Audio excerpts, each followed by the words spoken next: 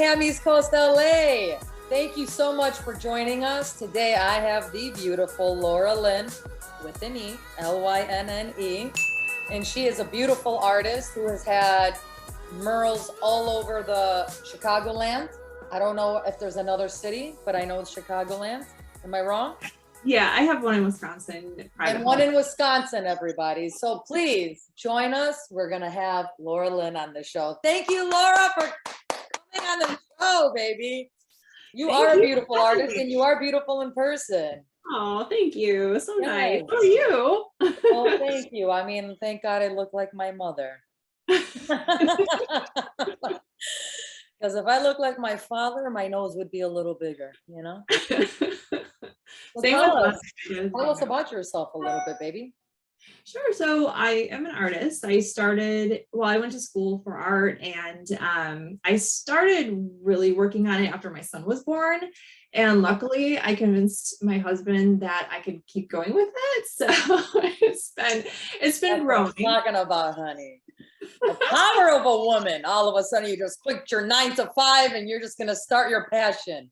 There's nothing wrong with that. And he was on board too. He was like, well, you know, I'm already married and you gave me a child. So, okay, babe, whatever makes you happy. I'll work doubles. I'm lucky, really, I am. I'm so lucky to have him. He's, really. So it's very hard to find somebody that's going to fully support emotionally and financially, actually. Let's talk about Grape Drink, Purple Drink Hour. Ooh, what do we have? We have mint tea today. And the reason why we're doing mint tea is because? Well, honestly, my tummy's been hurting. Otherwise, I do like a margarita or something. Almost came out. So is it something you drink if your stomach's not hurting? No, not really.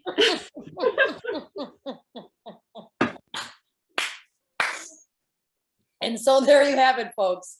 What I understand is since a kid, you've been very much involved with poetry. You love fairy tales. You love songwriting or song. Is it like the kids' songs? Something like that. There was some kind of inspiration in your life since a kid. And was that kind of your beginning of the arts, I should say? Yeah, so I knew I wanted to be an artist since I was 8 years old. So it's been a long time. And my mom was my first influence. And all those things you mentioned also influenced me now in my artwork. I do collage. I like poster design because it has a more of a flat kind of graphic feel. And so that's kind of what I do with my collages. It's more big shapes and more of a bolder design. So that's kind of where that influence comes in. Mural work is an awesome way to make a living. And so I'm so grateful for all the mural jobs I've had recently. And 2019, I had a ton of mural jobs. 2020 wasn't so great, but this year, 2021 is looking up again. And I just finished the largest mural that I've done so far, a public mural in my town that I live in. So I was super, super grateful to have that opportunity. And I have actually been teaching more and I enjoy it. It wasn't what I set out to do, but I do love working with kids and they inspire me and they're so much fun when they really want to learn about art and learn about what you're teaching them. It's fun. It can be really fun. Are you teaching at a school? Are you teaching at it's like a program? How does that go? Well, so this last summer, I taught art camps at a local art center. And so those kids all came in, they all wanted to be artists when they grew up. And so that was really special because they really were listening and attentive. Right now, actually, I'm working with a school with their after school program. So I'm doing that. And I did have an artist in residence with a local children's museum. And that was actually supposed to happen in person in 2020, but it ended up happening virtually. And so what I did with that, it was a really fun project that I kind of I'm getting a lot more jobs from that too. What I do is I combine children's art and I put it in, I collage it together. So that's through the DuPage Children's Museum, or you can find it on my website. Actually, it'd probably be better just to go on my website and click on collaborations. And then you can see all the different examples of how I've collaborated with school children and how you can collaborate with me. This is like an example of one that I bunch of different like kids art, like this. Wait, do you sell that? I don't actually sell the prints, but I think somebody wants to make a request. Say that again, sorry. Somebody wants to make a request. I have one actually, the latest one that I did, I actually might be able to sell because I did get the copyright from all the kids. So yeah, that's the one I want. That's probably gonna go in my room then. I just want everybody to know me first and then you second. Just kidding. I want thousands to buy it, actually. That's the whole point. We support you, you support me. That's the way it goes. So I definitely want you to sell thousands. But as an artist, because I've seen how really creative you are, I absolutely love that. How would you be able to teach that creativity? Sure. So teaching creativity is a little tricky, but there are definitely little exercises you can do at home to enhance your creativity. Yeah. So one of them is this is one I do when I'm kind of blocked, I can't think of things, is I just make swirls all around my paper. And then I look at it and I see, oh, does this look like something? Does this look like a rabbit? Like kind of exercise your brain to kind of think of the different shapes in a different way. That's one. You could even just write your name and start decorating around your name. There's little exercises that you can do to kind of help build your creativity. And once you have been exercising it a lot, it's sort of like a river where you get just kind of jump in and you're just in the flow and ideas will just come to you, which is really, really fun. So yeah, there's definitely little exercises you can do.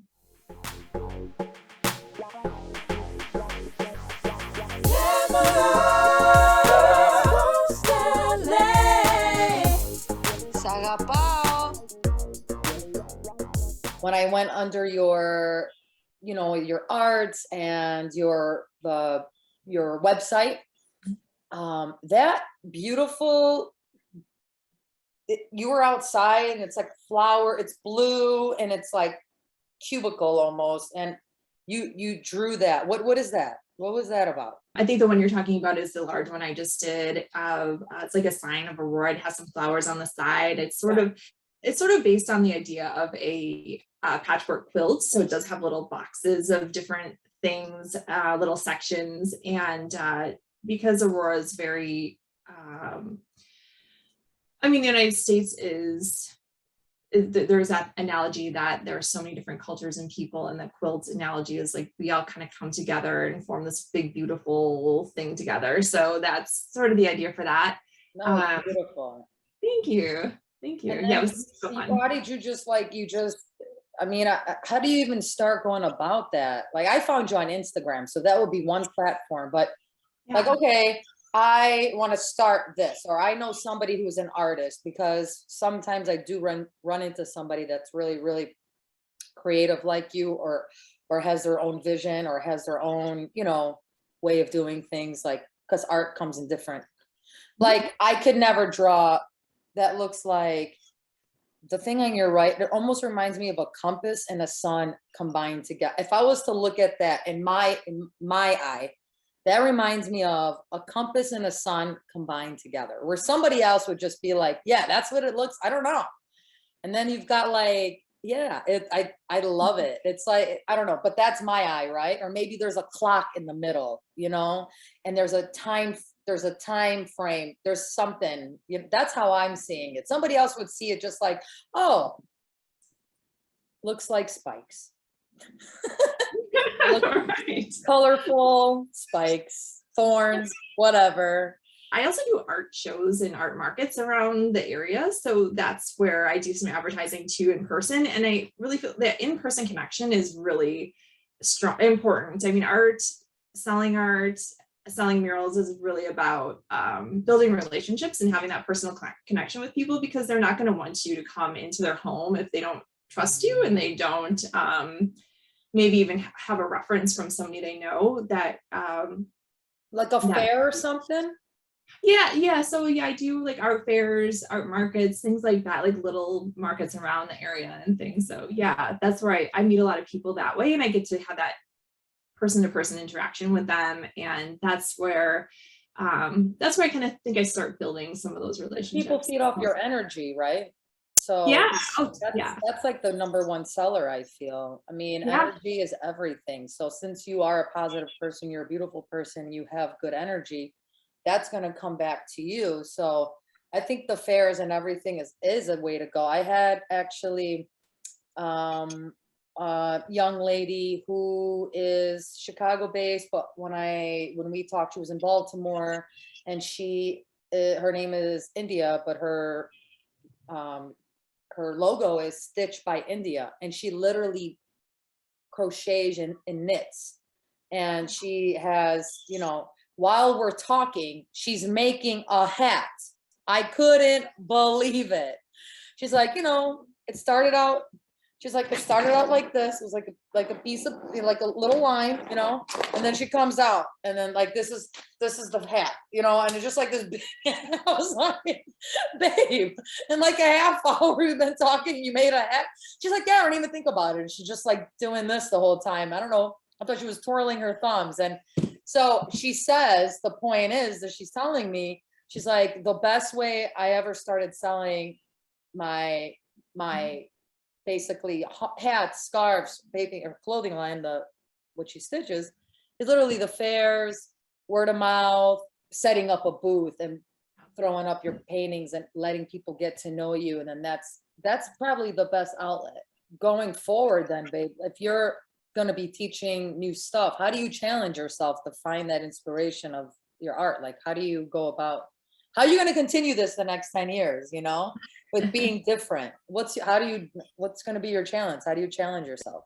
Yeah, that's a really good question, because I think as an artist, you always need to transform and grow and do something different. I read this super interesting book called The War of Art, and in that the writer says that if you're connected sort of spiritually, I guess, or connected to that creativity, ideas and things will just kind of come to you. It's a very interesting book, but I think as long as you're kind of in tune and you're creative and you kind of listen to your third eye.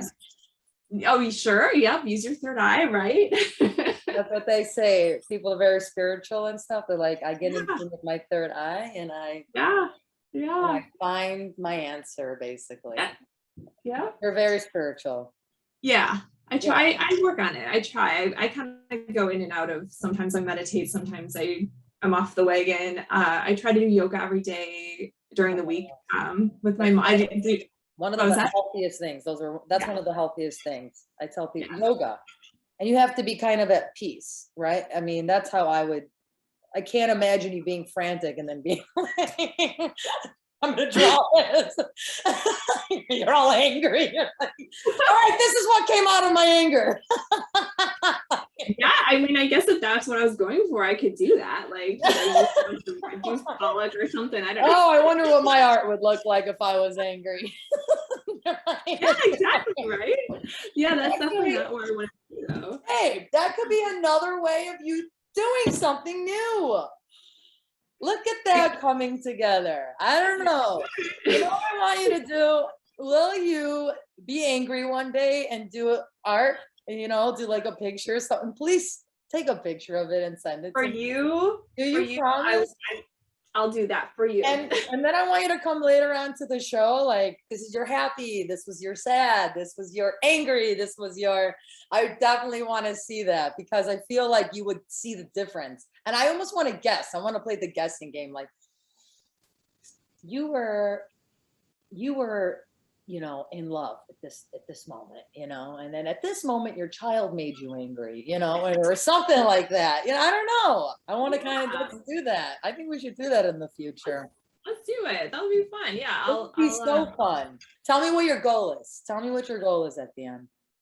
So definitely would like to be more successful, of course.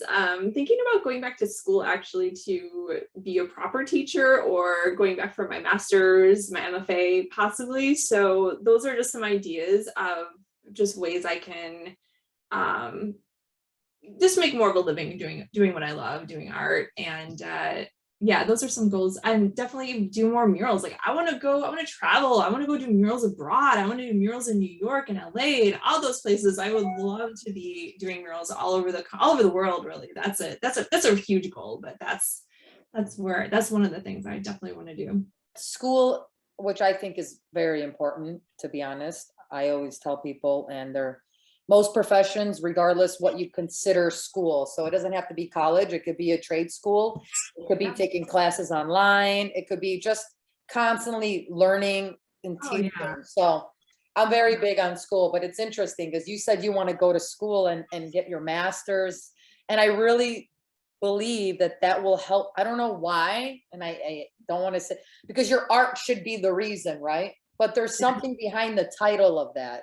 It's like when you hear a singer and you're like, wow, they could really sing. And then all of a sudden you hear their background and you're like, oh my God, they went to this prestigious school. And, so it kind of like, you almost like appreciate the voice or the sound, because you're like, oh no, they actually was the here.